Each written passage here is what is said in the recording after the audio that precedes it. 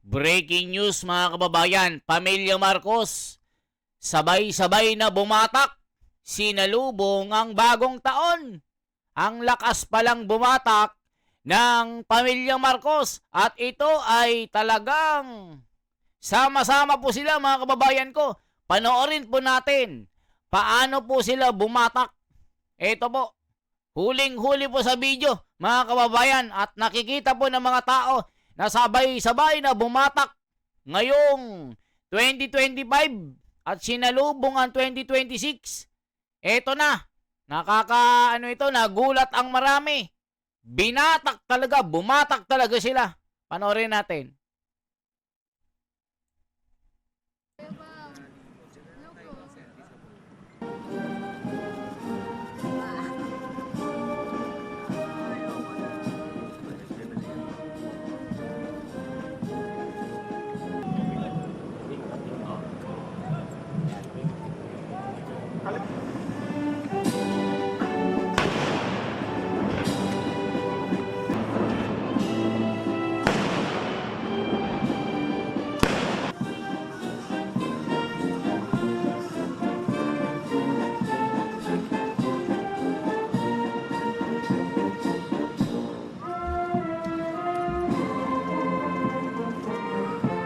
Ginang Luis Araneta Marcos, Kinatungan Ferdinand Alexander Marcos, Joseph Simon Marcos, at William Vincent Marcos. Ito na mga kababayan, panoorin po natin. Sabay-sabay po silang babatak dito. At kitang-kita sa video mga kababayan. Ito na po. Ang gagaling palang bumatak at sabay-sabay ito. Kasama rin po si Napunong Lungsod, Teniente General Chibi Dinalida.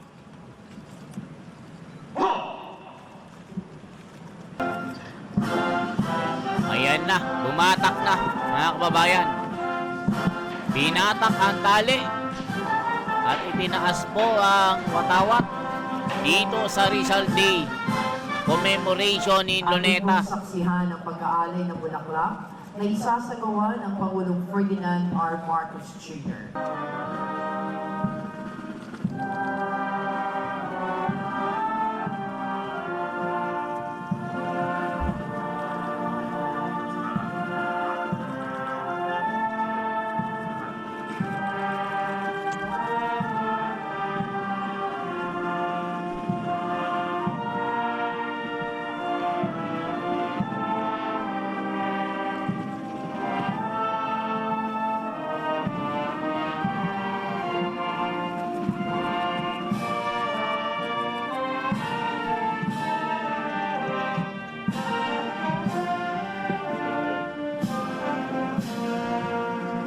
Baba konti, boss.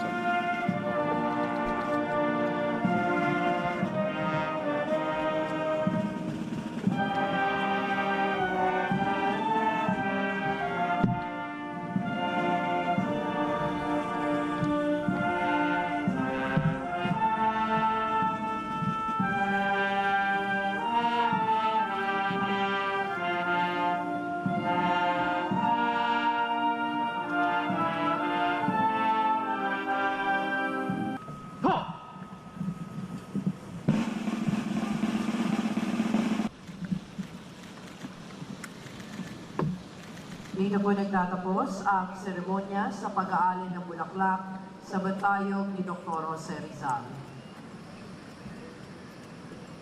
Maraming pong salamat sa ating kagalang-galang Ferdinand R. Marcos Jr., Pangulo ng Republika ng Pilipinas.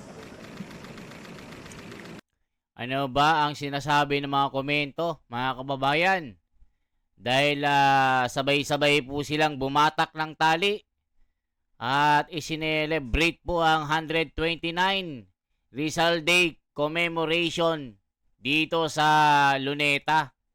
Ang sabi ng mga komento, di bagay ang nako, galit na galit yung mga tao. Yak, kagalang-galang daw, negative 17 na. Ngayon, nako po mga kababayan ko, hindi dapat ikarespeto tong utang na ito. Halaka, galit na galit yung mga tao mga kababayan. Bakit kaya galit na galit sila dito kay BBM? Anong meron? Mga kababayan ko, bakit galit na galit yung mga tao? Negative 3. Anong sabi ni Sara dito mga kababayan? Ito po. What Bongbong Marcos, Sara Duterte said in their New Year. Ito po mga kababayan, panoorin natin. Back here in the newsroom, President Ferdinand Marcos Jr. urging unity in 2026 after a bruising year for the country. In his message, he called on Filipinos to meet the new year with discipline, confidence, and a shared commitment to national development. The president says the new year also invites reflection on how individual choices help shape the nation. O mga kababayan, sabi ni BBM, as we step into 2026, I therefore call on every Filipino to embrace the year with discipline. Mga kababayan, where is the discipline? If your cabinet or yung mga kabinete mo ay mga kurakot at nadadawit kayo sa malaking korupsyon, walang napakulong. Nako, 31 na, may nakulong ba, mga kababayan ko? Mga kababayan, may nakulong ba yung pangako ni BBM na nung sabi niya dito, huwag kayong mag-alala, may makukulong ng December 25, doon sila magpapasko, hihimasin nila ang kanilang mga betlog doon. Hindi sila makakapag Noche Buena ng masasarap na lechon. Ayun, nangyari. Nga.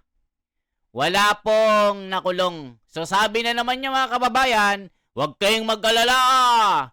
Meron pa namang December 31. Doon natin sila ikukulong. Hindi natin papayagin sila na makapagbagong taon sa kanilang tahanan. Doon natin sila gagawing maghimas ng rehas na matigas, na bakal. Ayun, naka-naka, walang nangyari. Sabi naman ni BBM noon, pangarap ko at tutuparin ko ang bigas na tig 20 pesos. Naka-naka, naging 60 pesos. Grabe, mga kababayan ko. So sabi dito, nasaan yung pangako mo, BBM? Na bagong taon, meron kang mapapakulong na mga malalaking isda. Ayun, naka-naka. Guni-guni lang pala ito, mga kababayan ko. Sabi dito, as we step into 2026, I therefore call on every Filipino to embrace the year with discipline. Nako, may discipline kaya dito mga kababayan? Confidence. Nako, may confidence ba? And a shared commitment to our nation's progress. May progreso ba, mga kababayan ko? O puro pangungurakot ito? For beyond personal resolution, the new year calls on us to examine how we live with one another. How we live one another. Paano may tinaas ang bayan? Ayun, puro pagnanakaw. Sabihin natin hindi ka nagnakaw pero gabinete mo puro pagnanakaw, grabe. The new year calls on us to examine how we live with one another, how we live one another, and how our nation choices shape our nation. May na-shape ba sa ating bansa? Trilyones ang ninakaw? Diyos ko Lord, forgive me for those who sinners. And capping a year of turmoil both for his administration and the country, he urges Filipinos to shun indifference, self-interest, and despair. Meanwhile, Vice President Sara Duterte tells Filipinos to cast aside their fears and welcome 2026 with hope and courage. In her New Year's message, Duterte said, while challenges may arise, Filipinos will emerge stronger. The Vice President added that strength combined with faith can lead to genuine change. Sama-sama tayong magsikap at magdasal na ang 2026 ay maging taon ng pag-asa at pagpapala. Maligayang bagong taon sa inyong lahat, naway maging mas maliwanag at maunlad ang ating panibagong simula. Dito mga kababayan, plano po ng mga bangag, pinklawan at pulahan, tangalista, bobolista, mga bayadlista, ayun, inaayos na nila ang impeachment against Vice President Sara Duterte. Itong si Padre Flaviano, itong si yung isa, mga kababayan, yung isang nagpapakilala na kaanib daw ng kapatiran na hindi naman pala. Nako, mga kababayan ko, sinasabi ng mga komento, ikaw, BBM, discipline yourself para di ka mga angag-angag. Nako po. Ikaw ang mag-umpisa, Marcos, hindi ang mga Duterte. Wala na maniniwala ang taong bayan sa'yo. Nako, negative 3 ka na, negative 17 na. Bot, nako po, God bless. BBM, kahit ang daming korupsyon, God bless your family. Ang lakas mo palang bumatak ng tali. Alaka, that's Chucky Yaki Kadiri. Ayan, mga kababayan. Binabanatan ni Auntie Claire itong si Sara na Chucky. Ayun, madidisbar na. The unhinged hypocrite Vice President from Davao who cannot understand what she's saying on her message. Nako, yung mga tangalista, bayadlista, loyalista nga. Ito mga nagko-comment dito, mga kababayan ko. So ano bang sinasabi dito? Impeachment versus Sara. Inaayos na ng mga bangag. Nako po, mga kababayan ko, panoorin natin. Kapag pinatay ako, Ayan, iano natin to, mga kababayan, na medyo masakit na salita ito. Wag yan. Medyo masakit na salita yan. Ito po, mga kababayan ko. Dito na lang tayo sa masarap pakinggan na pagbati. Assalamualaikum warahmatullahi wabarakatuh. Madayaw, ug maayong adlaw kaninyong tanan. Magandang araw sa inyong lahat. Isang masigla at mainit na pagbati ng bagong taon ang ipinapaabot ko sa bawat Pilipino sa buong mundo. Sa pagsalubong natin sa 2026, iwaksi na natin ang anumang pag-aalinlangan at takot. Ngayon ang simula ng isang panibagong kabanata, isang malinis na pahina na punong-puno ng pag-asa. Hayaan nating mag-alab muli ang ating tapang at determinasyon. Ano man ang hamon na ating haharapin, taglay natin ang pambihirang lakas upang malampasan ang lahat ng balakid. Sa bawat pagsubok, lalabas tayong mas matatag. Itinuring natin ang bagong taon na paanyaya upang magkaisa at magsimula ng may panibagong pananaw. Ang ating pinagsamang lakas at pananampalataya ang susi ng tunay na pagbabago. Sama-sama tayong magsikap at magdasal na ang 2026 ay maging taon ng pag-asa at pagpapala. Maligayang bagong taon sa inyong lahat. Ayan, mga kababayan, buti pa dito, magaganda ang maririnig mo dito Heightened alert status ang PNP pinalawig ngayong holidays. Halaka. Ano sinasabi ng mga komento, mga kababayan ko? Happy New Year, future President. Ikaw ang aming Pangulo ng 2026. Halaka. Bababa na si Angag-Angag. Ang dakilang mandarambong. Halaka. Happy New Year, BP Sara and your family. Happy New Year, BP Sara. Hoping and praying na maging matatag ka rin dahil sa'yo kami nakakakita ng pag-asa ng Pilipinas. Wishing na sana gabayan tayo ng Panginoon para sa matatag na Pilipinas. Ayan, mga kababayan, magkaisa tayo. Sabi ni BBM, magkaisa daw. Alaka, paano magkakaisa puro kurakot ang nangyayari. Tignan nga natin ang mensahe ni BBM dito. BBM, pagbati ng bagong taon. Check nga natin ano bang sinasabi nito. Ang sinasabi ni BBM ng pagbati ng bagong taon. Check nga natin ito, 10 years ito nung mabango-bango pa ito Ito, mga kababayan ko. Pakinggan nga natin ang sinasabi ni BBM. Ito po, mga kababayan ko. Panawagan at payo ng Pangulo. Ito, si BBM nagpayo na. Nanawagan si Pangulong Ferdinand Marcos Jr. sa mga kababayan na manatiling ligtas at alagaan ang kalusugan sa pagdiriwang ng Pasko at Bagong Taon. Sa vlog ng Pangulo ngayong Martes, nagpaalala siyang iwasan ang labis-labis na pagkain sa mga handaan at paggamit ng paputok sa pagsalubong sa Bagong Taon.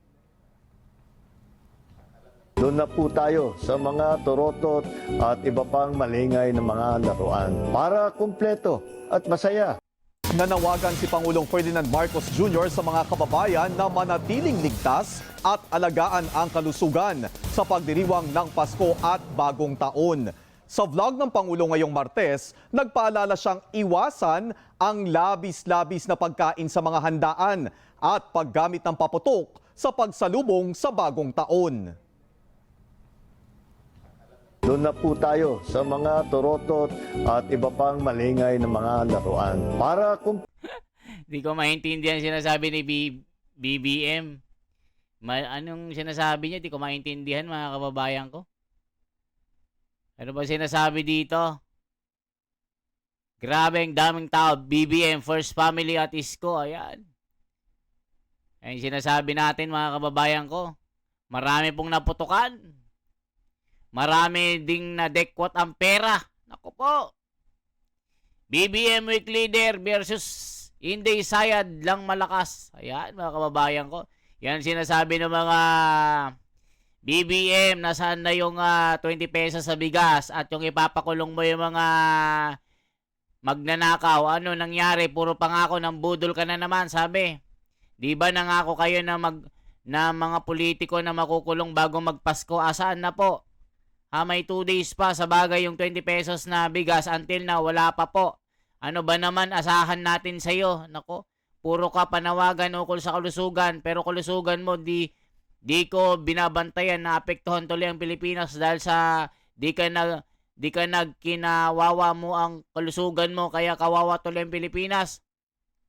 Ayan, kalusugan mo, unahin mo, apektado ang Pilipinas dahil sa kalusugan mo. Paggamot ka muna, halaka. Sabi ni BBM, iwasan ang pagputok at pagkain sa mga matatamis at maaalat, lalo na sa mga pinag-iwas sa atake sa puso. Halaka. Mr. President, sana hulihin ang mga motor na walang habas na nagpapasabog, ingay ng mapler nila, halos makakarindi sa tenga. Matitiis mo ang mga paputok at mga tunog busina, pero ang mga may ingay na mapler sobrang lakas sa tenga na para bang ang lakas bumatak.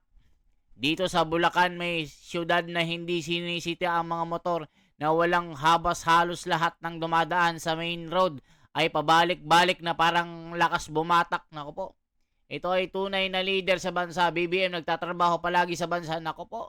Tunay na leader daw si BBM, mga kababayan ko. Anong masasabi nyo po, mga kababayan? Dito sa mga panawagan ni BBM na 20 pesos sa bigas, nangako na wala ang 20 pesos sa bigas hanggang ngayon, 2026 na. Ilang taon na lang si BBM, mga kababayan? 2 taon na lang po sa palasyo. Walang natutupad na pangako. Dito sa ikulong ang mga mandarambong. Nung Pasko, walang naghimas ng rehas. Sheila Diskaya lang at mga pipitsugin na dili sa flood control. Ngayon naman, noong December 31, wala tayong nalaman na napakulong na malaking isda. Kaya lahat ng pangako dito napako at nabudol tayo. Mga kababayan, so dito, bago ko ipaano ito, mga kababayan, meron akong ipapakita sa inyo. Ito ay... Ito, mga kababayan ko. Yung kanta lang po ito. Yung kanta po ito. Ito po, may kanta dito eh. Kasabit na naman. Wait lang, mga kababayan, para masaya, sumayaw muna tayo. Sabayan nyo ako, mga kababayan, kung alam yung isayaw na ito. Ito po, kung alam nyo yung sayaw na ito, sumayaw tayo, mga kababayan. Ito po. Sabay-sabay po tayo. Ito. Sabayan nyo akong sumayaw, ha. Mga kababayan, sabayan nyo po ako. Ito po. Kasabit na naman si Ading Bongbong. Hugas kamay na naman sa pandarambong. Sa nga nakaupo lahe ni Lolong. Gong, gong ang mga supporter ni Bongbong. Idol yung iwi, madalas kasing magkunwari. Mga trolls na ang kakapal. Bayat pala mga kupal. Mandarong bong, bong, bong, mandarong bong, bong, bong. Idol yung iwi, madalas kasing magkunwari. Mga trolls na ang kakapal. Bayat pala mga kupal. Mandarong bong, bong, bong, mandarong bong, bong, bong. Idolo ng mga gong, gong, gong, gong. Mandarong bong, bong, bong, mandarong bong, bong, bong. Idolo ng mga gong, gong, gong, gong. Kasabit na naman si Ading Bongbong. Hugas kamay na naman sa pandarambong. Sa nga nakaupo lahe ni Lolong. Gong, gong ang mga supporter ni Bongbong. Idol yung iwi, madalas kasing magkunwari. Mga trolls na ang kakapal. Ayan mga kababayan, okay? Kung inabot nyo po ang bidyong ito, sumayaw-sayaw kayo, mag-comment kayo. At Happy New Year po sa lahat ng mga kababayan natin na sumusuporta po sa atin sa lahat dito sa buong mundo ng mga kababayan natin na OFW. Binabati ko kayo ng Happy New Year. Sana kompleto pa yung mga kamay nyo gaya ko. Dahil ang pinaputok ko lang ay luces lang. Hindi na ako bumili ng mga magagarbong paputok kasi kapitbahay ko mayaman. Sila na lang ang nagpaputok. Naki-picture na lang po ako. Okay po?